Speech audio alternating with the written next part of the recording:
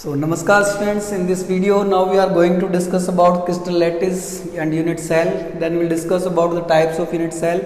ठीक है कि क्रिस्टल लैटिस और यूनिट सेल किसे कहते हैं और यूनिट सेल और जो क्रिस्टल लैटिस होते हैं ये कितने टाइप के होते हैं. ठीक है, तो we all know that all the matter they constituent particles, matter जितने भी हैं उनके अंदर पार्टिकल्स होते हैं और उनकी अरेंजमेंट होती है. खासकर सॉलिड्स में जो अरेंजमेंट होती है पार्टिकल्स वो मूव नहीं करते, वो अपनी पोजीशन पे रहते हैं. और सॉलिड्स जो हैं वो दो तरह के अपन ने डिवाइड किए हैं on the basis of the arrangement of particles. First is crystalline solid and second is amorphous solid. Crystalline solid में जो पार्टिकल्स का जो अरेंजमेंट होता है ये डेफिनेट होता है, यानी पार्टिकल्स एक फिक्स पैटर्न फॉलो करते हुए अरेंज होते हैं.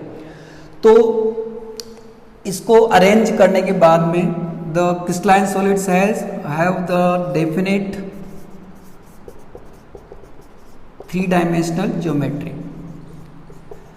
तो उनको अरेंज करने के बाद में यदि उनके पार्टिकल्स के सेंटर को अपन ज्वाइन करते हैं तो अपने पास एक शेप फॉर्म होती है, उस शेप को अपन ज्योमेट्री कहते हैं. ठीक है, तो इसमें जो कंप्लीट ज्योमेट्री अपने पास किसी भी क्रिस्टलाइन सॉलिड की आ रही है. ठीक है, क्रिस्टलाइन सॉलिड में जितने भी पार्टिकल्स हैं, क्योंकि पता है कि अपन कोई भी सॉलिड लेते हैं जैसे ये है तो इसमें मिलियंस ऑफ पार्टिकल्स. अब इन पार्टिकल्स के सेंटर्स को यदि अपन ज्वाइन कर दें तो एक शेप फॉर्म होगी, ज्योमेट्री फॉर्म होगी. उस ज्योमेट्री को ही अपन कहते हैं क्रिस्टल लैटिस. और क्योंकि ये अरेंजमेंट फिक्स है, यानी पार्टिकल्स का जो अरेंज होने का पैटर्न है वो फिक्स है, उसमें कहीं कोई चेंज नहीं आ रहा, तो उसमें अपन देखेंगे कि एक ही तरह की शेप बार बार रिपीट होगी. तो उस एक शेप को अपन कहते हैं यूनिट सेल. ठीक है, इसको एक एग्जांपल से समझने की अपन कोशिश करते हैं. जैसे अपने पास एक क्रिस्टलाइन सॉलिड है AB, यानी कंपाउंड है जिसमें A और B दो एलिमेंट है. ये इनके पार्टिकल्स है, ये A का पार्टिकल और ये B का है. और ये अपन ने माना है कि A और B के जो पार्टिकल है ये अल्टरनेटिव मैनर के अंदर अरेंज हो रहे हैं. और भी मैनर हो सकता है, लेकिन we have suppose that they are arranged in a alternative manner. A के बाद में बी का आएगा, फिर बी के बाद में ए का पार्टिकल होगा.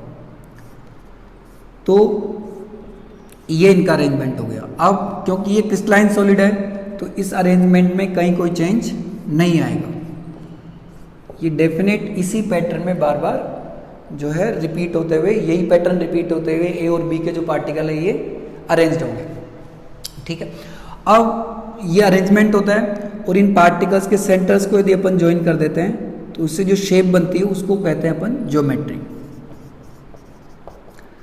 तो जैसे अपन 2D में देख सकते हैं कि ये स्क्वायर जो है वो बार बार फॉर्म हो रहे हैं. तो इस कंप्लीट स्ट्रक्चर को तो अपन क्रिस्टल लैटिस कह सकते हैं. और इसमें एक ही यूनिट अपन ने देखिए कि स्क्वायर बार बार रिपीट हो रहा है, तो स्क्वायर को अपन यूनिट सेल कह सकते हैं. कह सकते हैं का मतलब इसमें कहेंगे नहीं, क्योंकि ये दोनों 3 डायमेंशन में आते हैं. ठीक है, तो अपन इसी को अपन 3 डायमेंशन में यदि कन्वर्ट करते हैं, सपोज ये ए का पार्टिकल है, इसके ऊपर बी का पार्टिकल होगा. और सपोज ये नेक्स्ट लेयर अपन यदि ब्लैक से फॉर्म करें तो इसके ऊपर बी का होगा और बी के ऊपर ए का पार्टिकल होगा. यहाँ पर ये बी है, इसके ऊपर ए का पार्टिकल होगा और इस ए के ऊपर बी का पार्टिकल होगा. अब इनको यदि अपन ज्वाइन करते हैं तो ये अपने पास फॉर्म हो गया क्यूब. और ये क्यूब आगे फॉर्म होगा. अब ये ए है तो इसके आगे बी का पार्टिकल होगा और बी के आगे ए का पार्टिकल होगा. ठीक है, इसी तरह से और आगे अपन ज्वाइन कर सकते हैं. तो इसमें अपन देख सकते हैं कि 3D में ये क्यूब, इसके आगे और क्यूब होंगे, ऊपर भी क्यूब होंगे. तो इस कंप्लीट जो स्ट्रक्चर है इसको अपन क्रिस्टल लैटिस कहते हैं. Crystal lattice. ठीक है, ये बहुत सिंपल सी टर्म्स है. इसमें ऐसा ज़्यादा दिमाग पे जोर देना जैसा कुछ भी नहीं है कि अपने पास क्रिस्टलाइन सॉलिड है, उसमें जो भी पार्टिकल आ रहे हैं उन सभी के सेंटर्स को अपन ने ज्वाइन कर दिया तो उससे जो भी शेप बन रही है अपने पास 3D में उसी को अपन क्रिस्टल लैटिस कहते हैं. ठीक है, और क्योंकि ये अरेंजमेंट फिक्स है तो इस अरेंजमेंट में जब अपन देखते हैं तो उसमें अपन ऑब्जर्व करते हैं कि एक ही तरह की शेप बार बार रिपीट हो रही होती है. तो उस एक शेप को जो बार बार रिपीट हो रही है, यानी इस रिपीटिंग शेप को, इसको अपन कहते हैं यूनिट सेल. ठीक है, इसको अपन एक तरह से कह सकते हैं कि क्रिस्टल लैटिस ज्योमेट्री की क्वांटिटी है, यानी कि क्रिस्टलाइन सॉलिड में जितनी भी ज्योमेट्री बनेगी, जितनी भी लेंथ तक, जितनी भी ब्रेड्थ और हाइट तक ज्योमेट्री बनती रहेगी, उस सभी को अपन कंबाइन करके एक साथ कहेंगे क्रिस्टल लैटिस। और इस ज्योमेट्री की क्वांटिटी की जो यूनिट है, जो उसमें बार बार रिपीट हो रही है, उसको कहते हैं अपन यूनिट सेल। यानी ये अपन कह सकते हैं कि यूनिट सेल बार बार रिपीट होकर या बहुत सारी यूनिट सेल आपस में कंबाइन होकर क्रिस्टल लैटिस फॉर्म करती है। जैसे और अदर क्वांटिटीज में अपन बात करते हैं, जैसे अपन लिखते हैं weight is equal to 10 kg, तो इसका मतलब ये है कि इसमें 10 टाइम्स जो है 1 kg आ रहा है, तो 1 kg को अपन यूनिट कहते हैं। ऐसे यहाँ पर अपन कह सकते हैं कि जैसे इसमें अपन ने फॉर्म किया और अपन ने लिख दिया 100 क्यूब्स, तो 100 क्यूब्स जो है वो होगा कंप्लीट क्रिस्टल लैटिस। और इसमें जो एक क्यूब है इसको अपन कहेंगे यूनिट सेल। ठीक है, तो क्रिस्टल लैटिस जो है वो यूनिट सेल्स का कॉम्बिनेशन होता है। और ये जो यूनिट सेल्स है ये एक ही तरह की होती है, क्योंकि सॉलिड्स, क्रिस्टलाइन सॉलिड्स में जो ज्योमेट्री होती है वो डेफिनेट होती है। डेफिनेट का मतलब ये है कि एक ही तरह की शेप बार बार रिपीट होगी। तो जितनी भी टाइम वो रिपीट हुई है, सभी टाइम्स को जोड़कर अपन कह देते हैं क्रिस्टल लैटिस। और एक रिपीटिंग यूनिट जो उसमें बार बार रिपीट हो रही है उसको अपन कहेंगे यूनिट सेल। तो इस वीडियो में अपना जो पॉइंट है, जो अपना ऑब्जेक्टिव है, वो ये है कि इनके टाइप्स को डिस्कस करना। जैसे अपन ने ये एक अरेंजमेंट लिया है, ए और बी अल्टरनेटिव मैनर में आ रहे हैं, लेकिन कोई जर्नी की अल्टरनेटिव मैनर में हो या अल्टरनेटिव मैनर में भी आ रहे हैं, तो कोई जर्नी की जितनी डिस्टेंस अपन ने ये ली है उतनी डिस्टेंस ये हो, या फिर ये कोई जर्नी की इससे 90 डिग्री पे हो, ये इंक्लाइन भी हो सकता है। तो ये सीधी चीज़ है, ये अपन समझ सकते हैं कि यदि ये चीज़ें चेंज होगी तो शेप भी चेंज होगी, फिर वो क्यूब नहीं रहेगा। ठीक है, तो क्यूब का अपन ने एक एग्जाम्पल लिया है। तो क्यूब के जैसे और अदर कितनी शेप्स यूनिट सेल्स के अंदर बन सकती है और कितने टाइप के वो क्रिस्टल लैटिस फॉर्म कर सकती है, ये अपना ऑब्जेक्टिव है। So we will discuss about the types of unit cell and types of crystal lattice. जितने टाइप की यूनिट सेल होगी उतने टाइप के क्रिस्टल लैटिस होंगे, क्योंकि यूनिट सेल है वो रिपीट होके वही यूनिट सेल बनाती है, वही क्रिस्टल लैटिस बनाती है। जैसे इस एग्जांपल में अपन ने देखा कि क्यूबिक यूनिट सेल है और वो कंबाइन होके बना रही है क्यूबिक क्रिस्टल लैटिस। इस तरह से और कितने अदर क्रिस्टल लैटिस या अदर कितने यूनिट सेल्स बन सकते हैं, कितने तरह की जो शेप्स है वो अब तक सॉलिड्स में ऑब्जर्व की गई है उनके पार्टिकल्स को कंबाइन करने के बाद में, ठीक है, वो अपन डिस्कस करेंगे। क्योंकि शेप जो है वो पार्टिकल्स के सेंटर्स को ज्वाइन करने के बाद में पता लगती है। ठीक है, तो अब जितने भी अब तक सॉलिड को साइंटिस्ट ने ऑब्जर्व किया है, उनके सेंटर्स को कंबाइन करने के बाद जो भी शेप उन्होंने ऑब्जर्व की है, वो शेप्स कितने टाइप की है वो अपन डिस्कस करेंगे। ठीक है, तो we will discuss about the types of unit cell.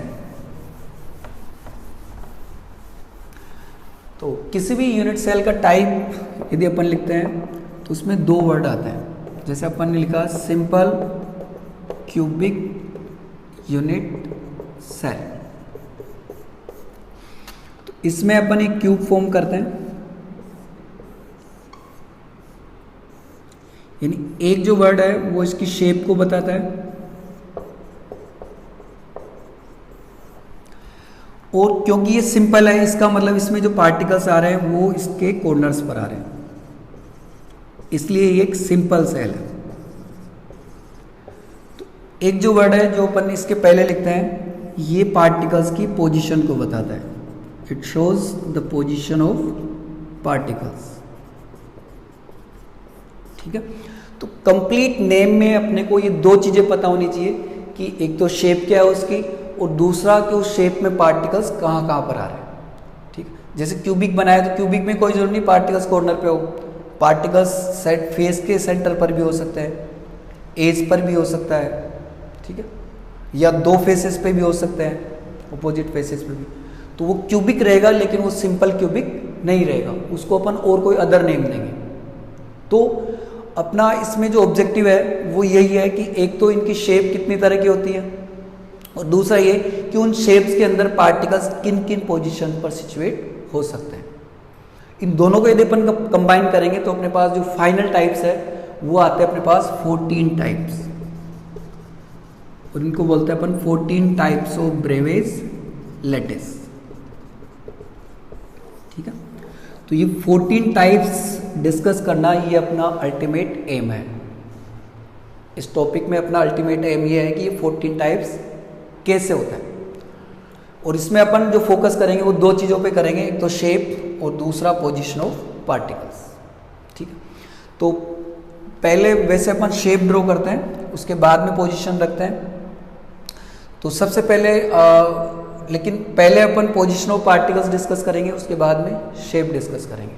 पहले अपन ये डिस्कस करेंगे कि गिवन शेप जितनी भी है, पहले अपन मान लेते हैं कि शेप अपने को पता नहीं है, केवल क्यूब मान लेते हैं कि एक यूनिट सेल अपने पास क्यूब, तो उसमें पोजीशन ऑफ पार्टिकल्स के अकॉर्डिंग वो क्यूबिक सेल कितने तरह की हो सकती है। ठीक है, कितने तरह की होती है रियल में वो अपन बाद में देखेंगे, कौन कौन सी यूनिट सेल में पार्टिकल्स कहाँ कहाँ पर आ रहे हैं, लेकिन उनकी मीनिंग क्या है वो अपन पहले डिस्कस करेंगे। जैसे अपन ने सिंपल लिखा है तो सिंपल का मतलब क्या है, यहाँ पे फेस सेंटर्ड लिख दिया तो फेस सेंटर्ड का मतलब क्या है। ठीक है, तो first will discuss about the position of particles.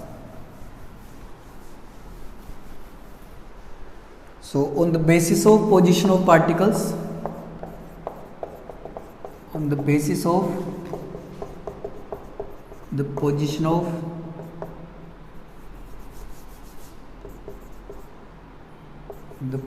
of particles, the unit cells are of two types. First is simple unit cell and second is centred unit cell. ठीक है, बेसिकली ये दो टाइप की होती है, सेंटर्ड और first simple.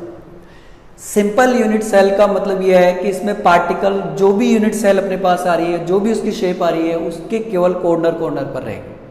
उस unit cell में जितने भी कॉर्नर है उसके कॉर्नर पे, हर कॉर्नर पे अपन एक एक पार्टिकल उसकी पोजीशन अपने को शो करनी होती है, तो उसको कहते हैं अपन सिंपल यूनिट सेल। तो in simple unit cell the particles are only at the corners. ठीक है, अब किस किस के कॉर्नर्स पे रहेंगे वो एक अलग चीज़ है, यह भी अपन छोड़ देते हैं कि 14 टाइप्स कैसे बनेंगे, किस किस तरह के शेप पे के कॉर्नर्स में आएंगे।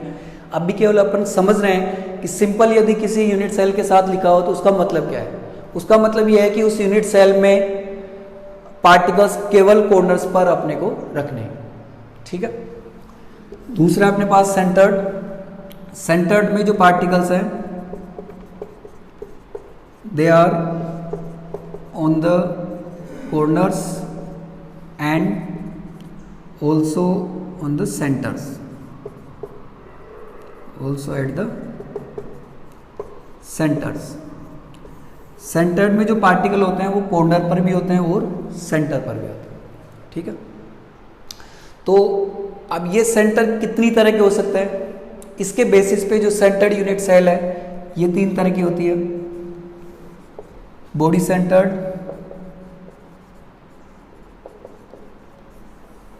Unit cell, second is face centred unit cell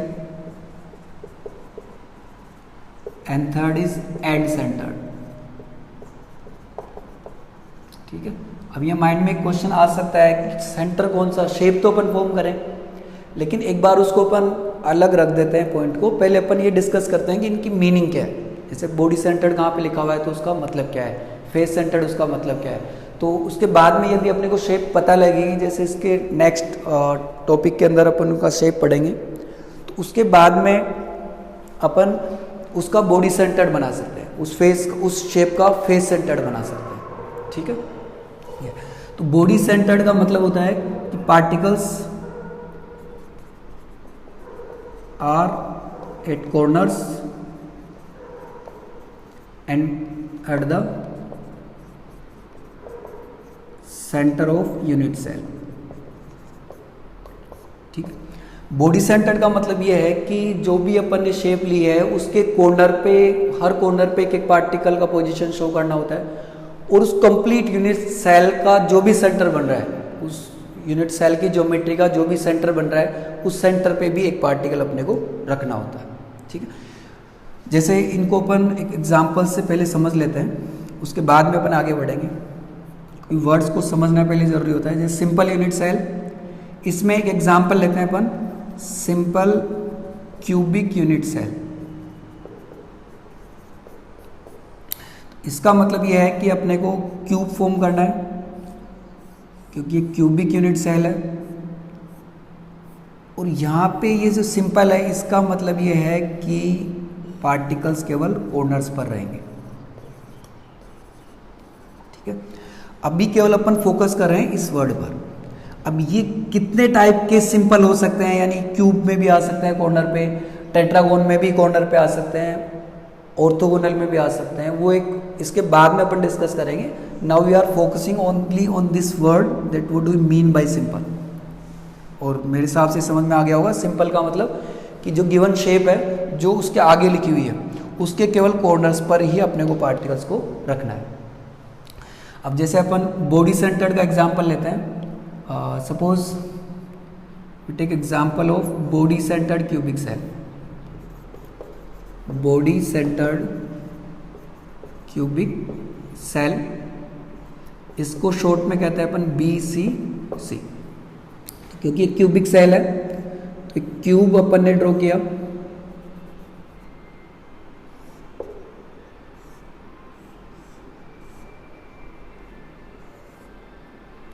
ठीक है, ये क्यूब अपन ने ड्रॉ किया। तो क्यूब में जो पार्टिकल्स हैं वो इसके कॉर्नर्स पर आ रहे हैं। एक चीज़ यहाँ पे नोटिस करने की, कॉर्नर पे पार्टिकल हमेशा आता है, चाहे वो किसी तरह की अपने पास यूनिट सेल हो, पर इसमें कॉर्नर के अलावा सेंटर पे भी एक पार्टिकल होगा। यानी कि ये क्यूब है, इसका ही एक सेंटर है, इस सेंटर पर भी एक पार्टिकल अपन ने रखा है। तो ये इनमें डिफरेंस है कि सिंपल में जहाँ पर केवल कॉर्नर पे पार्टिकल आते हैं, बॉडी सेंटर्ड में पार्टिकल कॉर्नर के अलावा उस यूनिट सेल के सेंटर में भी आता है। ठीक है, तो ये वर्ड अब क्लियर हो गया कि बॉडी सेंटर्ड की मीनिंग क्या होती है। फिर अपन देखते हैं फेस सेंटर्ड। फेस सेंटर्ड में जो पार्टिकल आते हैं, ये आते हैं particles eight the corners and the centres of faces.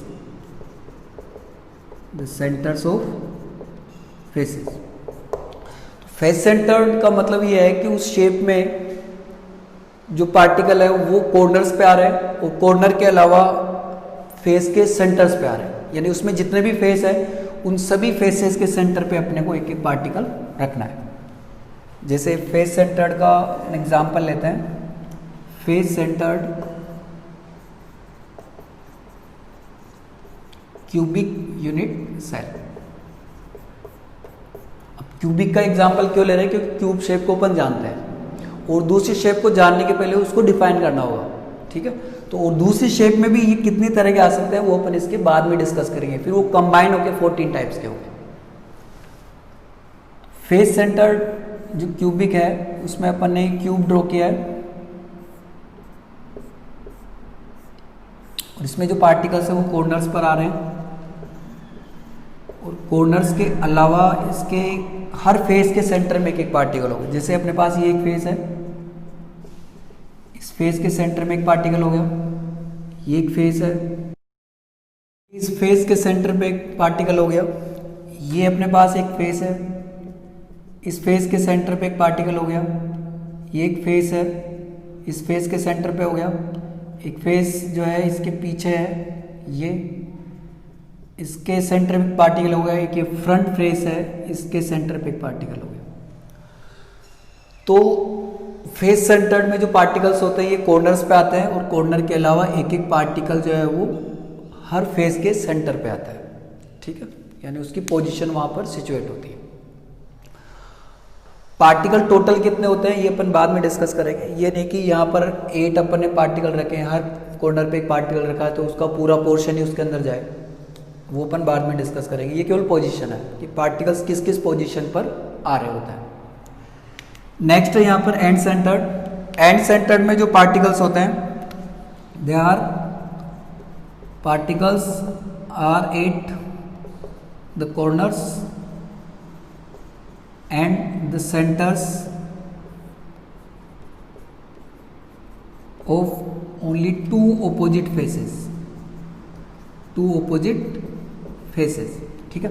अब फेस सेंटर्ड में क्या होता है कि हर फेस के सेंटर पे एक पार्टिकल होता है, एंड सेंटर्ड में केवल दो अपने को फेस लेने होते हैं और वो दो फेस ऑपोजिट होने चाहिए, केवल उनके सेंटर में ही अपन पार्टिकल रखते हैं। जैसे अपन यदि देखते हैं example end centred cubic cell, end centred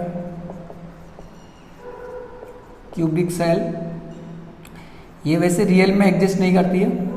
cubic में तीन ही टाइप होता है, simple cubic, body centred cubic and face centred cubic. लेकिन इसकी हेल्प से अपन ये समझेंगे कि एंड सेंटर्ड वर्ड की मीनिंग क्या होती है, जिससे उस चीज़ को अपन दूसरी शेप पे अप्लाई कर सके। तो एंड सेंटर्ड में जैसे अपन ये क्यूब ड्रॉ किया,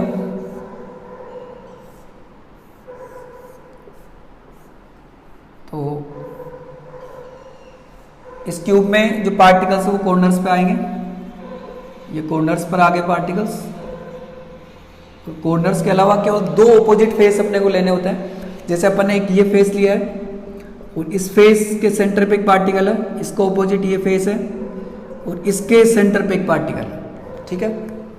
एंड सेंटर्ड में जो पार्टिकल्स होते हैं वो कॉर्नर्स पर आते हैं और कॉर्नर्स के अलावा केवल दो ऑपोजिट फेसेस के सेंटर्स पर आते हैं, ठीक है। तो ये अपन ने देखा था कि on the basis of position of particles the unit cells can be और फोर टाइप्स। कैन बी मतलब वो हो सकती है, रियल में ऐसे नहीं कि फोर टाइप की हो। जैसे क्यूबिक शेप में तीन ही टाइप होते हैं, किसी और दूसरी शेप में हो सकता है एक ही टाइप हो, किसी शेप में फोर टाइप्स हो सकते हैं, ठीक है। तो ये चार तरह की हो सकती है और ये जो वर्ड है ये शो करते हैं कि पार्टिकल्स किन किन पोजिशन पर आएंगे। अब इसके बाद में अपन डिस्कस करते हैं कि क्यूबिक इनकी यूनिट सेल्स की जो शेप है वो कितने टाइप की होती है। ये केवल पोजीशन है। अब जैसे क्यूब लिया अपन ने, क्यूब एक शेप है और क्यूब की डिफरेंट पोजीशंस पे अपन ने पार्टिकल रखे हैं, तो क्यूब की तरह और कितने अदर तरह की शेप्स हो सकती है, ठीक है। तो उनको अपन डिस्कस करेंगे। उसके पहले अपन इसका बेसिस देखते हैं कि इनको जो अपन ने डिवाइड किया है इन शेप्स को, वो किस बेसिस पर किया है, यानी उसका पैरामीटर क्या है, ठीक है। तो जैसे अपन अब यूनिट सेल क्या है, यूनिट सेल थ्री डायमेंशनल एक शेप है और ये अपन जानते हैं कि कंस्ट्रक्शन में, जैसे अपन ने पहले देखा है मैथ्स के अंदर, किसी चीज़ को कंस्ट्रक्ट करने के लिए कुछ अपने को वैल्यूज पता होनी चाहिए, वो उसके पैरामीटर्स होता है, ठीक है। किसी भी चीज़ को डिज़ाइन देने के लिए कुछ चीज़ें अपने को गिवन होनी चाहिए। जैसे अपन क्यूब ड्रॉ कर रहे हैं तो क्यूब में अपने को पता होना चाहिए कि जो साइड जो है वो कितनी लेनी है। जैसे सपोज अपने को क्यूब ड्रॉ करना है 5 सेंटीमीटर का, तो अपने पास होगा जो लेंथ है और ब्रेड्थ है, जो हाइट है वो 5-5 सेंटीमीटर लेनी है, और जो एंगल्स है, क्योंकि ये क्यूब है तो ये एंगल जो है इनके बीच में वो 90 डिग्री होने चाहिए। पर ये कोई जर्नी की ये साइड इक्वली हो, इधर डिफरेंट है तो अपने को लेंथ भी, ब्रेड्थ भी और हाइट भी पता होना चाहिए। और एंगल यदि 90 नहीं है, सपोज फेसेस इंक्लाइंड है, तो वो कितना इंक्लाइन हो रहा है उसका एंगल भी अपने को पता होना चाहिए। तो ये सब चीज़ें जो है ये पैरामीटर्स है, इनको बोलते हैं अपन parameters of cubic, parameters of unit cell. यानी यूनिट सेल को डिज़ाइन करने के लिए, उसकी शेप देने के लिए अपने को उसका जो पैरामीटर्स है, उसका जो बेसिस है, क्राइटेरिया जो है लेंथ का, एक तो अपने पास साइड्स का जो क्राइटेरिया और एक उसका एंगल्स का क्राइटेरिया, वो क्या है, उसको अपन कहते हैं पैरामीटर्स। तो पैरामीटर्स जो है ये 6 होते हैं। जैसे 3D में किसी भी शेप को डिजाइन देने के लिए 6 चीजों की जरूरत होती है, 3 साइड और 3 उन साइड्स के बीच के angles.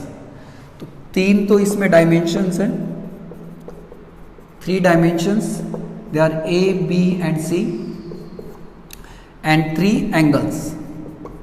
Angles are alpha, beta and gamma. अब एंगल, ये जो साइड्स है ये अपन मान लेते हैं कि 3 dimensions, they are A, B and C. जो लेंथ के लिए है वो अपन A मान लेते हैं, ब्रेड्थ जो है वो B के इक्विवेलेंट है और जो हाइट है वो C के इक्विवेलेंट है। वैसे अपने को पता है कि इनमें ऐसा कुछ फिक्स होता नहीं है, इसको चेंज करते ही ऊपर चला जाएगा, लेकिन अपन बाय डिफ़ॉल्ट माना है कि ए जो है वो लेंथ के पैरेलल है, बी ब्रेड्थ के इक्विवेलेंट है और सी हाइट के इक्विवेलेंट है। इनके बीच के जो एंगल है between A and C it is alpha, between B and C it is beta and between A and B it is gamma. ये पैरामीटर्स है, इनसे ही अपन किसी शेप को रियलिटी में उसका जो है फॉर्म करते हैं, यानी वो किस तरह की बनेगी। जैसे क्यूब है, क्यूब को ड्रॉ करने के लिए अपने को पता है कि उसके पैरामीटर क्या होने चाहिए, ये तीनों इक्वल होते हैं ए बी एंड सी, और तीनों एंगल 90 रखने होंगे, तब उस शेप को अपन क्यूब कहेंगे। तो ये क्यूब का पैरामीटर हो गया। For the cube it must be that A is equal to B is equal to C and alpha beta and gamma they must be 90 degree. तो इस तरह से और कितने तरह की शेप बन सकती है और उनके क्या क्या पैरामीटर्स अपने को रखने होते हैं वो अपन डिस्कस करेंगे। ये टोटल 7 टाइप्स की शेप होती है, और फिर उन 7 टाइप्स में अपन पार्टिकल कहाँ कहाँ पर रख सकते हैं।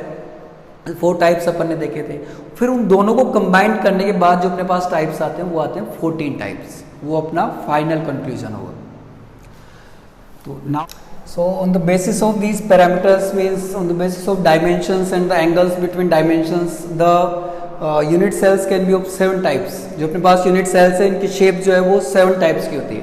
पहले जो अपने टाइप्स देखे थे simple, body centred, and centred, वो उसकी पोजीशन के अकॉर्डिंग थे, on the basis of position of particles, कि पार्टिकल्स किन किन पोजीशंस पर आ सकते हैं। लेकिन अब ये है अपने पास क्वेश्चन कि वो शेप्स कौन कौन सी होगी जिनकी पोजीशन पर अपन पार्टिकल रखेंगे।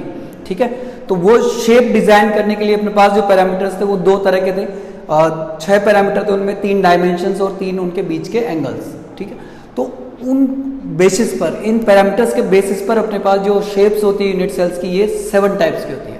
यानी अपने पास जो यूनिट सेल्स हैं इनके 7 सिस्टम्स होते हैं। पहले अपन यहाँ पर यूनिट सेल लिखेंगे, उसके बाद में उसके पैरामीटर्स अपने पास पहले डायमेंशंस 3 अपने पास ए बी एंड सी, यानी यहाँ पर अपन लिखेंगे इनमें क्या रिलेशन है। डायमेंशंस की वैल्यूज नहीं लिखेंगे, अपन लिखेंगे कि ये इक्वल है या नॉन इक्वल है। जैसे क्यूब में तीनों इक्वल होते हैं, ऐसे और दूसरी जो अपने पास यूनिट सेल है उसमें इक्वल होगी या नहीं होगी। थर्ड अपने पास एंगल्स 3 अपने पास अल्फा बीटा एंग गामा। इसमें अपन डिस्कस करेंगे कि इनमें से कितने एंगल 90 के इक्वल है और कितने 90 से डिफरेंट है। फिर उसकी शेप, ये अप्लाई करने के बाद में डायमेंशंस और एंगल्स जो भी है अपने पास पैरामीटर्स, इनको अप्लाई करने के बाद में इसकी जो डिज़ाइन आती है अपने पास यूनिट सेल की, ये किस तरह की आती है।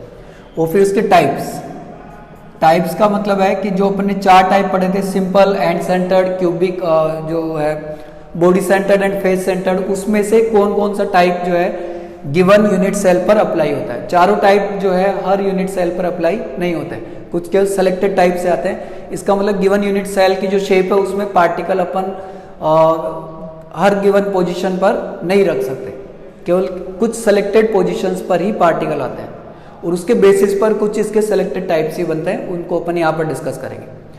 और शेप देने के बाद में और उसकी पोजीशंस पर पार्टिकल्स रखने के बाद में जो टोटल अपने पास बनेगी ये 14 टाइप्स की बनेगी। ये कैसे बनेगी इनको ऊपर अपन डिस्कस करते हैं। फर्स्ट जो है अपने पास जो शेप है वो है क्यूब या cubic unit cell. Cubic unit cell ये simplest type of unit cell है। ये क्यूब शेप की होती है। क्यूब शेप अपन जानते हैं क्या होता है कि जिसमें तीनों डायमेंशन जो है लेंथ, ब्रेड्थ और हाइट इक्वल होती है, और इनके बीच के जो एंगल्स है वो 90 डिग्री के होता है। यानी अपने पास जो एंगल्स होंगे अल्फा, बीटा एंड गामा, ये होंगे 90 डिग्री के। ठीक है, इसकी शेप ये अपन जानते हैं कैसे ड्रॉ करते हैं। एक क्लोज शेप्ड है, क्लोज शेप जिसके अंदर अपने पास तीनों डायमेंशंस जो होती है लेंथ, ब्रेड्थ और हाइट, ये तीनों इक्वल होती है। इसी ये शेप है, ये क्यूब है, क्योंकि इसमें जो तीनों अपने पास है ए लेंथ, ब्रेड्थ और ये हाइट, ये तीनों इक्वल है। ए, बी और सी तीनों इक्वल है। उनके बीच के जो एंगल्स है अल्फा, बीटा और गामा, ये 90 डिग्री के। तो ये इसके पैरामीटर्स है और ये इसका डायग्राम है। अब इसके टाइप्स का मतलब है कि जैसे अपने पास जो पोजीशंस है, जैसे अपने पास कॉर्नर्स है, एज है, इसका जो सेंटर है, फेस के सेंटर है, इनमें पार्टिकल्स को किन किन पोजीशंस पर रखकर अपन कितने टाइप के क्यूब बना सकते हैं। ठीक है, तो क्यूबिक जो सेल है इसमें पार्टिकल्स की जो पोजीशन है वो 3 तरह से आ सकती है। पहला तो यह कि केवल क्यूब के कॉर्नर्स पर आ रही हो, तो उसको कहेंगे अपन सिंपल क्यूबिक यूनिट सेल, यानी कि एक ऐसा क्यूब जिसमें पार्टिकल्स केवल क्यूब के कॉर्नर्स पर ही आते हैं। ये क्यूब है और इसमें पार्टिकल्स केवल इसके कॉर्नर्स पर ही आ रहे हैं, तो इसको कहेंगे अपन सिंपल क्यूबिक यूनिट सेल। ठीक है, सेकंड जो टाइप है, और जैसे अपन ने पहले देखा था इसमें ये 2 वर्ड है, सिंपल ये पोजीशन ऑफ पार्टिकल को डिनोट कर रहा है और क्यूबिक ये इसकी शेप को डिनोट कर रहा है। तो टोटल जो अपने पास 14 टाइप्स बनते हैं उनमें सब में 2-2 वर्ड आते हैं अपने पास, यानी अपने पास जो 2 तरह का अपने पास बेसिस लिया अपन को क्लासिफाई करने का, एक पार्टिकल्स की पोजीशन के बेसिस पर और एक शेप की बेसिस पे, उन दोनों को कंबाइन करेंगे अपन, फिर अपने पास जो फाइनल आएगा वो 14 टाइप्स के आएंगे, जैसे उसमें एक ये टाइप है। ठीक है, सेकेंड जो है वो अपने पास है body centred cubic unit cell. ये एक ऐसा क्यूब है जिसमें पार्टिकल्स उसकी बॉडी सेंटर्ड टाइप से आ रहे हैं। कहने का मतलब बॉडी सेंटर्ड, जैसे पहले अपन ने देखा था, बॉडी सेंटर्ड का मीनिंग होता है particles are at the corners and 1 particle at the centre of unit cell. तो उस पोजीशन को अपन यहाँ पर क्यूब के ऊपर अप्लाई करेंगे, तो इसके अंदर पार्टिकल्स इसके कॉर्नर्स पर आएंगे, ये कॉर्नर्स पर अपन ने पार्टिकल रखे हैं, और इसके अलावा जो क्यूब का सेंटर है उस सेंटर पर भी एक पार्टिकल सिचुएटेड होगा, तो अपने पास एक बन गई body centred cubic unit cell, और ये जो है ये इनसे कनेक्टेड रहेगा। Body centred cubic unit cell. इसके बाद में जो थर्ड टाइप आता है क्यूबिक का, वो अपने पास फेस सेंटर्ड, और इनके शॉर्ट नेम भी है, जिसको कहते हैं अपन SC, इसको कहते हैं BCC, ये स्मॉल लेटर्स में लिखते हैं अपन। और तीसरा अपने पास face centred cubic unit cell, इसको शॉर्ट में लिखेंगे अपन FCC। तो ये जो है इसकी शेप क्यूबिक होगी, ये क्यूब अपन ने ड्रॉ किया है, और क्यूबिक शेप के अंदर जो पार्टिकल्स आएंगे वो उसके फेस सेंटर टाइप से आएंगे। फेस सेंटर टाइप का मतलब है कि पार्टिकल्स इसके कॉर्नर्स पे आएंगे और एक एक पार्टिकल उसके फेस के सेंटर पर आएगा। तो इसमें पार्टिकल्स जो है ये कॉर्नर्स पर आ रहे हैं, और कॉर्नर्स के अलावा इसके जितने भी फेस है, जैसे 6 फेस होते हैं, 1 2 3 4 5 6, जैसे एक रूम में 6 फेस होते हैं, 4 वॉल होती है, एक अपने पास फ्लोर है और एक अपने पास जो है रूफ होती है। तो उन सबके सेंटर्स पर भी एक एक पार्टिकल सिचुएटेड होगा। तो ये होगी अपने पास face centred cubic unit cell. जैसे अपन ने पहले देखा था कि टाइप्स जो है इनके पोजिशन ऑफ पार्टिकल के बेसिस पे वो बेसिकली 4 टाइप के हो सकते हैं। 4 टाइप के होते नहीं, हो सकते हैं, करने का मतलब कि कुछ टाइप ही कुछ गिवन शेप के अंदर फॉलो होते हैं। 4th टाइप भी अपन ने देखा था एंड सेंटर्ड। 4 टाइप अपन ने देखे थे, simple, body centred, face centred and and centred. लेकिन एंड सेंटर्ड जो है वो क्यूबिक जो सिस्टम्स है उसके ऊपर अप्लाई नहीं होता। यानी क्यूबिक जो अपने पास यूनिट सेल है और यानी कि क्यूबिक जो शेप है अपने पास, इस शेप की जो ज्योमेट्री है उसमें पार्टिकल्स इन 3 तरह से ही सिचुएटेड हो सकते हैं। एंड सेंटर टाइप का अभी सिचुएटेड पार्टिकल क्यूबिक के अंदर हो, ऐसा किसी सॉलिड में ऑब्जर्व नहीं किया गया। ठीक है, उसका रीजन ये है कि एंड सेंटर्ड क्यूबिक क्यों नहीं होती है, क्योंकि वो अब तक किसी भी सॉलिड में ऑब्जर्व नहीं की गई। तो अपने पास जो क्यूबिक है, क्यूबिक सिस्टम जो है कंप्लीट, इसमें 3 तरह के यूनिट सेल्स आता है। ठीक है, simple cubic, body centred cubic and face centred cubic. तो अपने पास जो फर्स्ट सिस्टम था ये कंप्लीट हो गया। सेकंड जो सिस्टम है इसके अंदर वो है टेट्रागोनल, वो अपन डिस्कस करेंगे। और एक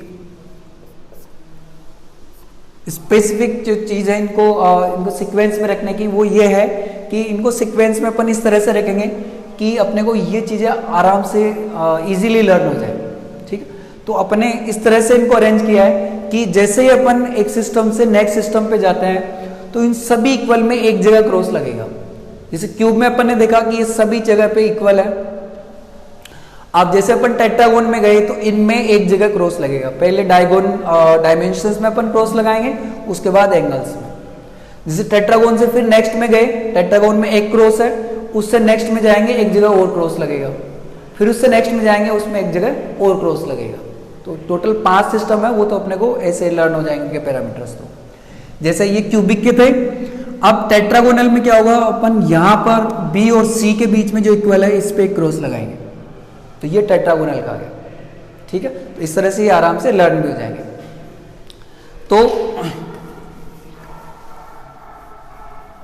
और टेट्रागोन के बाद में जैसे नेक्स्ट में जाएंगे अपन, उसमें यहाँ पर एक क्रॉस और लग जाएगा, नेक्स्ट में जाएंगे फिर इधर से अपन क्रॉस लगाना स्टार्ट करेंगे।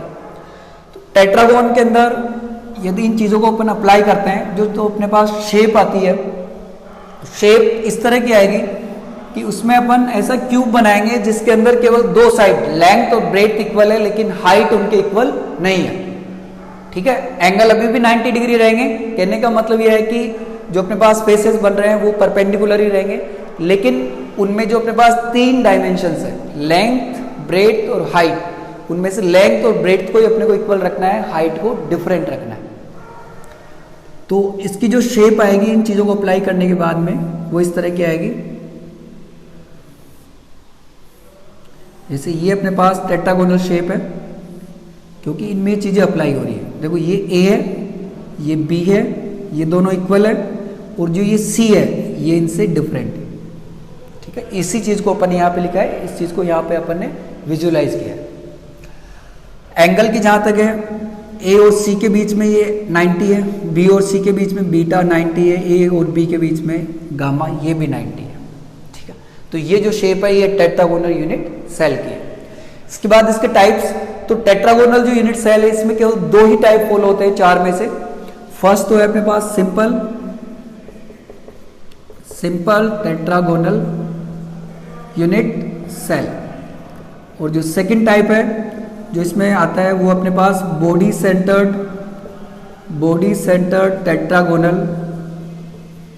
Tetragonal unit cell. ठीक है, अब दोनों में टेट्रागोनल शेप होगी। जैसे ये अपन एक टेट्रागोन बनाया,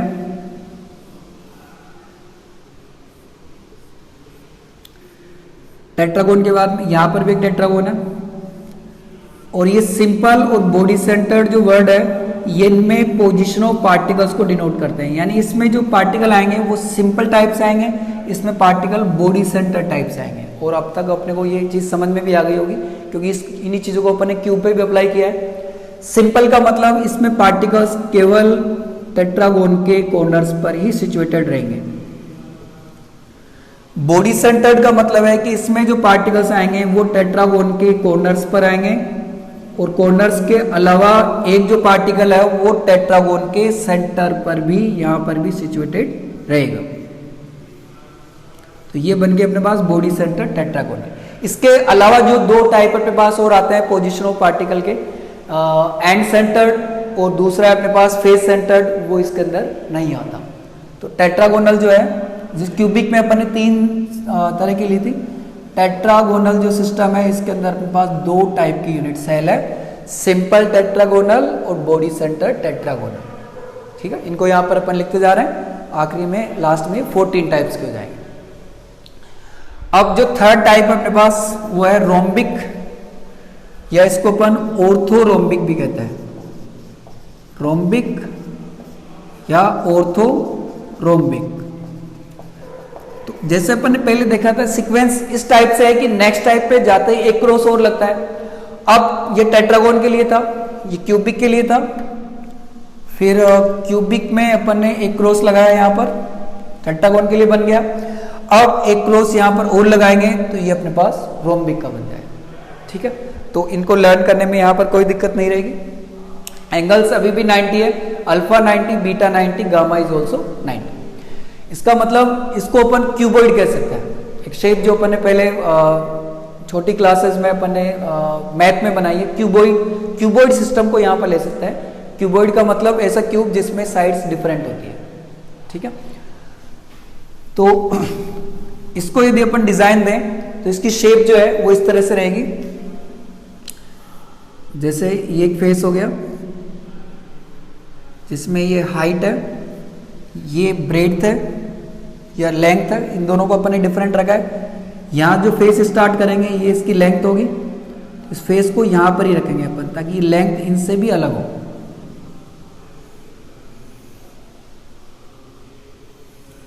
तो ये अपने पास जो शेप है ये रोम्बिक की हो सकती है, ये रोम्बिक है क्योंकि इसमें चीजें अप्लाई हो रही है। देखो ये ए है, ये बी है और ये सी है, या ये ए है, ये बी है, लेंथ ब्रेड्थ और हाइट सी। तो तीनों डिफरेंट जो है अपने पास इनकी जो मेजरमेंट होगी वो डिफरेंट होगी, ठीक है। तो इस चीज को यहाँ पे अप्लाई किया अपन ने इस शेप में। और इनके बीच का जो एंगल है, देखो ए और बी, ए और सी के बीच का एंगल अल्फा ये 90 है, बी और सी के बीच का एंगल बीटा ये भी 90 है, ए और बी के बीच का एंगल गामा ये भी 90 है। यानी कि शेप में ये पैरामीटर्स अप्लाई हो रहे हैं। पैरामीटर का मतलब इनमें इनके बीच का अपने को डायमेंशंस जो है A B C alpha beta gamma, इनके बीच का रिलेशन बताना होता है। और शेप का मतलब इन चीजों को अपने को अप्लाई करके उसको एक फॉर्म देना होता है, एक रूप देना होता है, उसको कंस्ट्रक्ट करना होता है। अब इसके जो टाइप्स है, रोम्बिक जो है इसमें चारों टाइप फॉलो होता है। रोम्बिक जो है रोम्बिक यूनिट सेल, इसमें अपने पास चारों टाइप फॉलो होते हैं, simple, body centred, face centred and and centred. और इनकी मीनिंग समझ में नहीं आई हो तो इनसे अपन इन चारों टाइप्स को एक बार वापस और समझ सकते हैं। फर्स्ट इसके अंदर है सिंपल, रोम्बिक के अंदर है तो इसका जो कंप्लीट नेम होगा सिंपल रोम्बिक यूनिट सेल। यानी अपन रोम्बिक जो शेप है वो पहले ड्रॉ करेंगे। ये रोम्बिक शेप है,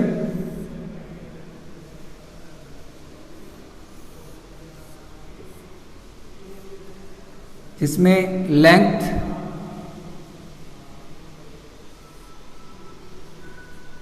ब्रेड्थ और हाइट तीनों नॉन इक्वल है और ये एंगल 90 है। इसको दोबारा अपने को स्पेसिफाई करने की जरूरत नहीं है। अब अपन स्पेसिफाई करेंगे सिंपल के लिए। सिंपल का मीनिंग क्या है? सिंपल का मतलब इसमें पार्टिकल्स केवल इसके कॉर्नर्स पर ही सिचुएटेड रहेंगे। तो इसका कंप्लीट नेम हो गया simple rhombic unit cell. Rhombic shape के अंदर पार्टिकल्स केवल कॉर्नर्स पे रखे हैं अपन ने, सिंपल टाइप से रखे हैं। सेकंड जो इसका टाइप है वो है body centred rhombic unit cell. यानी इसमें इस रोम्बिक शेप के अंदर जो पार्टिकल्स आएंगे वो बॉडी सेंटर्ड टाइप से आएंगे। बॉडी सेंटर्ड का मतलब है ये रोम्बिक यूनिट सेल अपन ने ड्रॉ किया पहले, और ये अपन बार बार जैसे इसमें देख रहे हैं एक वर्ड शेप के लिए है और एक वर्ड पोजीशन ऑफ पार्टिकल के लिए। रोम्बिक जैसे ये ड्रॉ किया, यहाँ पर ड्रॉ किया अपन ने। बॉडी सेंटर्ड का मतलब ये है कि इसमें पार्टिकल्स जो है वो कॉर्नर्स पर सिचुएटेड रहेंगे। ये कॉर्नर्स पे पार्टिकल्स रख दिए अपन ने, और कॉर्नर्स के अलावा जो एक पार्टिकल है वो रोम्बिक यूनिट सेल के सेंटर पर भी सिचुएटेड रहेगा। तो ये जो है ये बन गए अपने पास body centred rhombic unit cell. इसके बाद में जो थर्ड अपने पास टाइप आता है वो है face centred rhombic unit cell. तो इस रोम्बिक शेप के अंदर अपने पास जो पार्टिकल्स आएंगे वो फेस सेंटर्ड टाइप से आएंगे। जैसे ये अपन ने रोम्बिक सेल बनाई है, इसमें जो पार्टिकल्स रखेंगे वो फेस सेंटर टाइप से आएंगे। मतलब पार्टिकल्स कॉर्नर्स पर आएंगे, ये कॉर्नर्स पर रख दिए अपने पार्टिकल्स, और कॉर्नर्स के अलावा एक एक जो पार्टिकल है वो इसके फेस के सेंटर पर आएगा। जैसे एक ये अपने पास फेस है, इसके सेंटर पे पार्टिकल आ गया, एक ये फेस है इसके सेंटर पर आ गया, ये एक फेस है इसके सेंटर पर पार्टिकल आ गया, ये एक फेस है इसके सेंटर पर आ गया, एक फेस जो है पीछे है, ये इसके सेंटर पर पार्टिकल आ गया, एक फेस ये फ्रंट में है, इसके फेस पे इसके सेंटर पे एक पार्टिकल है। तो face centred rhombic unit cell हो गई, जिसमें अपन ने रोम्बिक शेप बनाई है, उसमें पार्टिकल्स फेस सेंटर टाइप से रखे हैं। फेस सेंटर टाइप मतलब पार्टिकल्स कॉर्नर्स पर और फेस के सेंटर्स पर। अब फोर्थ जो अपने पास है इसके अंदर वो है end centred rhombic unit cell. End centred rhombic का मतलब है कि जो रोम्बिक यूनिट सेल अपन बनाएंगे, जैसे ये रोम्बिक यूनिट सेल हो गई, और रोम्बिक यूनिट सेल के अंदर ये रोम्बिक यूनिट सेल है, जैसे ये यहां से लिए अपन, और इसमें पार्टिकल्स जो है वो एंड सेंटर टाइप से आएंगे। एंड सेंटर्ड का मतलब है कि पार्टिकल्स जो है वो कॉर्नर्स पर आएंगे, और कॉर्नर्स के अलावा जो पार्टिकल है वो दो ऑपोजिट फेसेस के सेंटर्स पर भी आएंगे। जैसे ये दो ऑपोजिट फेस लिए अपन ने, एक इसके सेंटर पर आ गया पार्टिकल, एक ये है, एक इसके सेंटर पर आ गया। तो इसके साथ ही अपन ने ये जो वर्ड है simple, body centred, face centred और हेड सेंटर्ड, इसको एक बार और स्पेसिफाई कर लिया अच्छे से। तो अपने पास जो रोम्बिक है, थर्ड टाइप रोम्बिक या ऑर्थोरोम्बिक, इसके अंदर अपने पास 4 टाइप आ गए, 1, 2, 3 एंड 4। टोटल अपन ने अब तक 3 + 2 5, 5 + 4 9 टाइप के ब्रेवेज लेटिस डिस्कस किए। ये जितने यूनिट सेल्स है उतनी ब्रेवेज लेटिस होगी। जैसे सिंपल रोम्बिक यूनिट सेल, इस तरह की बहुत सारी यूनिट सेल्स अपन कंबाइन करेंगे तो वो बन जाएगा अपने पास सिंपल रोम्बिक क्रिस्टल लेटिस। ठीक है, तो ब्रेवेज जो लेटिस है वो इसी टाइप के होता है, यानी ब्रेवेज लेटिस के जो टाइप्स है वो यहाँ पर लिख रहे हैं अपन, जिसमें अपन ने दोनों चीजों को कंबाइन किया है, शेप प्लस में पोजिशन ऑफ पार्टिकल्स। अच्छा, अब इसका जो फोर्थ टाइप है, फोर्थ जो टाइप है वो अपने पास जो ट्रिक को फॉलो करने के लिए जो अपन रख रहे हैं वो है मोनोक्लाइनिक। कि 5 जो टाइप है उनको अपने को इस तरह से रखने हैं कि जैसे अपन नेक्स्ट टाइप में जाए एक क्रॉस बढ़े। ठीक है, तो ये जो यहां तक अपन ने लिखा था वो रोम्बिक के लिए था। अब जैसे नेक्स्ट जो अपन लिखेंगे, नेक्स्ट अपने पास है मोनोक्लाइनिक। मोनोक्लाइनिक के अंदर एक क्रॉस और अपने को इंक्रीज करना है, ये क्रॉस यहां पर आएगा। ठीक है, और ये तुम देख सकते हो जैसे अपन ने नेक्स्ट टाइप पे अपन जा रहे हैं, सिंपल है, इनको ज्यादा अपने को रटने की जरूरत नहीं है। जैसे अपने पास क्यूब में सब इक्वल लिए थे, नेक्स्ट टाइप में जाते अपन एक एक क्रॉस को इंक्रीज कर रहे हैं। बस क्रॉस का ध्यान रखना है, क्रॉस कहां पर लगाना है। पहले डायमेंशंस में क्रॉस लगा रहे हैं, फिर अपन एंगल्स में क्रॉस लगा रहे हैं। अब मोनोक्लाइनिक है, इसको यदि अपन शेप दें तो मोनोक्लाइनिक यूनिट सेल, इसमें ये अपन रखेंगे तीनों अनइक्वल है, यानी तीनों डिफरेंट है, और एक जो फेस है वो झुका हुआ है, यानी उसका जो एंगल है वो 90 डिग्री नहीं है, परपेंडिकुलर नहीं है। तो ये दिखने में रोम्बिक के जैसे लगती है, पेपर के लेवल पे इसको अपन एज इट इज जैसे अभी रोम्बिक बनाया था क्यूबॉइड वैसे के वैसे बना सकते हैं। उसका रीजन ये है, देखो इसमें ए, बी और सी, लेंथ, ब्रेड्थ और हाइट, ये तीनों अपन ने डिफरेंट शो कर दी as per the parameter. Angle यहां पर अपन शो कर रहे हैं, ये 90 है, अल्फा बीटा 90 है, गामा जो है वो 90 डिग्री नहीं होगा। तो इस लेवल पे जिस पेपर में अपन बना रहे हैं तो ये वैसे भी इस फेस को अपन डायरेक्ट यहाँ पे परपेंडिकुलर रखकर नहीं बना सकते, ये वैसे अपन थोड़े तिरछे बनाते हैं। बस इसको शो करना है कि यहाँ पे ये 90 डिग्री नहीं है, बस इतना सा डिफरेंस है। डायग्राम वाइज इसमें रोम्बिक के अलावा कोई डिफरेंस नहीं है, जैसे रोम्बिक का डायग्राम था वैसे ही है। बस यहाँ पे अपने को शो करना होगा कि ये 90 डिग्री नहीं है और रोम्बिक में ये 90 डिग्री था। ठीक है, अब इसके यदि अपन टाइप्स की बात करते हैं तो इसमें 2 तरह की यूनिट सेल्स आती है। फर्स्ट है सिंपल मोनोक्लाइनिक, सिंपल मोनोक्लाइनिक, और वर्ड वाइज में अपन देख सकते हैं तो मोनो का मतलब होता है 1 और क्लाइनिक यानी इंक्लाइंड, यानी एक फेज जो है वो इंक्लाइंड है। इंक्लाइंड है यानी वो परपेंडिकुलर नहीं है, यानी कि उसका जो एंगल है वो 90 डिग्री नहीं होगा।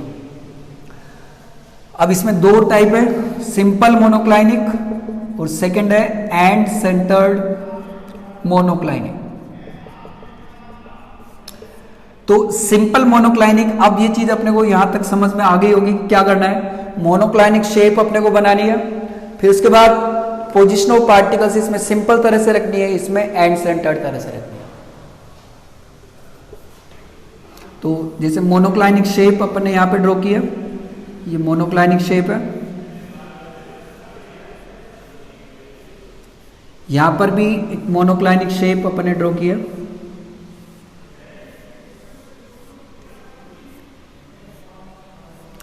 अब इसमें जो पार्टिकल्स अपन को रखने हैं, इसमें सिंपल टाइप से रखेंगे। सिंपल का मतलब पार्टिकल्स की जो पोजीशन होगी वो केवल कॉर्नर्स पर ही रहेगी, वो केवल मोनोक्लाइनिक शेप के कॉर्नर्स पर ही रहेगी।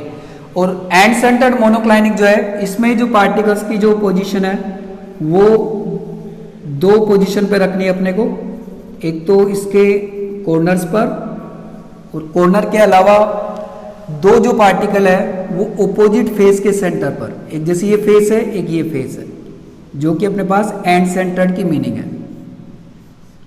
लो, तो अपने पास जो मोनोक्लाइनिक है इसमें दो टाइप आ गए। तो नेक्स्ट रोम्बिक के आगे अपन बढ़ते हैं। मोनोक्लाइनिक, मोनोक्लाइनिक में अपने पास आ गए दो, तो 3 + 2 5 + 4 9 + 2 11, और टोटल अपन ने बताए थे 14। अब कितने बचे अपने पास? 3। तो यहां पर भी अपने पास 3 टाइप है 7 में से। इसका मतलब ये होगा कि जो नेक्स्ट अपने पास यूनिट सेल्स आएगी 5th 6th और 7, उसमें यहां पर केवल एक एक टाइप ही आएगा, वो होगा सिंपल, यानी उनमें पार्टिकल्स केवल उनके कॉर्नर्स पर ही रखे जाएंगे। अब नेक्स्ट जो है वो इसके अंदर है ट्राइक्लाइनिक। ट्राई का मतलब 3 और क्लाइनिक का मतलब इंक्लाइन, मतलब all the 3 faces they are incline. और as per the trick we are making one thing different, मतलब नेक्स्ट थिंग में जाते हैं एक क्रॉस लगाते हैं अपन। तो अब यहाँ पर इससे अपन मोनोक्लाइनिक से ट्राइक्लाइनिक में जाएंगे, ये मोनोक्लाइनिक के लिए था। अब इसमें यहाँ पर अपन 2 क्रॉस लगाएंगे, एक यहाँ पर और एक यहाँ पर। कहने का मतलब इसी शेप में अपने को ये एक एंगल 90 से अलग था, अब ये दोनों भी 90 से अलग करने हैं, मतलब तीनों साइड डिफरेंट, और जो फेसेज है वो थोड़े से झुके हुए रहेंगे, इंक्लाइन रहेंगे, यानी इसी शेप को अपने को थोड़ा सा झुकाना है। तो इसके अंदर जो शेप बनेगी वो इस तरह से होगी कि 3 डिफरेंट साइड्स अपने पास, लेंथ ब्रेड्थ हाइट ये डिफरेंट है,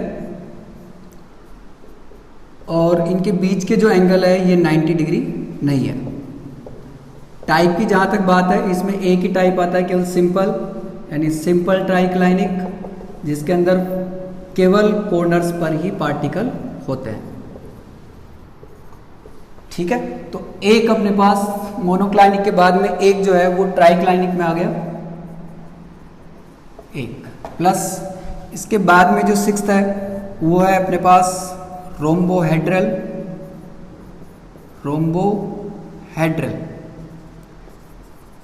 इसमें थोड़ा सा अलग है क्योंकि अपन क्रॉस करते जा रहे हैं, यहाँ तक सारी चीज़ें क्रॉस हो चुकी है, सारे इक्वल क्रॉस हो चुके हैं। अब इसका थोड़ा अलग बनेगा, इसमें है ये दोनों क्रॉस हटाने अपने को, A B और C इक्वल है, ये दोनों क्रॉस भी हटाने हैं।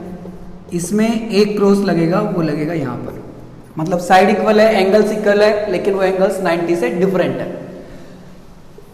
क्यूबिक के जैसे ये क्यूबिक में ये जो एंगल्स है वो 90 होता है, लेकिन यहाँ पर ये 90 से डिफरेंट हो गए। तो एक तरह से क्यूब को अपने को झुकाना है, ये क्यूब है झुका हुआ, यही रोम्बोहेड्रल है।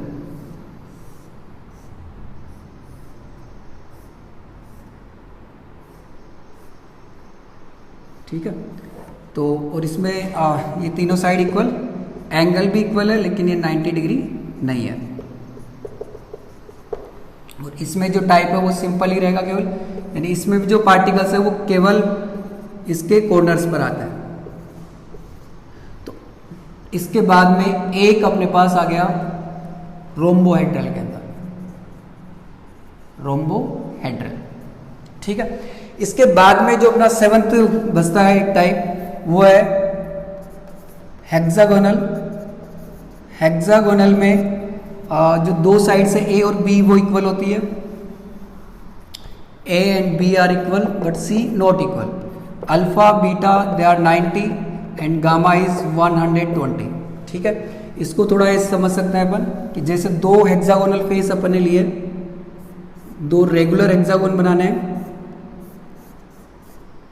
इनको अपन ने ज्वाइन कर दिया, इनके बीच की जो डिस्टेंस यानी हाइट ये इसकी साइड से अलग है, ए और बी इक्वल है, सी इसके इक्वल नहीं है, और एंगल्स जो है ये अल्फा 90, बीटा 90 और गामा है 120 जो एक रेगुलर हेक्सागोन के अंदर होता है, और इसका जो टाइप है वो केवल एक रहेगा इसमें, सिंपल हेक्सागोनल, जिसमें पार्टिकल्स केवल इसके कॉर्नर्स पर आएंगे। तो इस तरह से एक जो यहाँ पर टाइप है वो हेक्सागोनल का हो गया, और इन सभी को यदि अपन टोटल करते हैं तो ये अपने पास आते हैं 14 टाइप्स। तो ये थे 14 टाइप्स ऑफ ब्रेवेज लेटिस।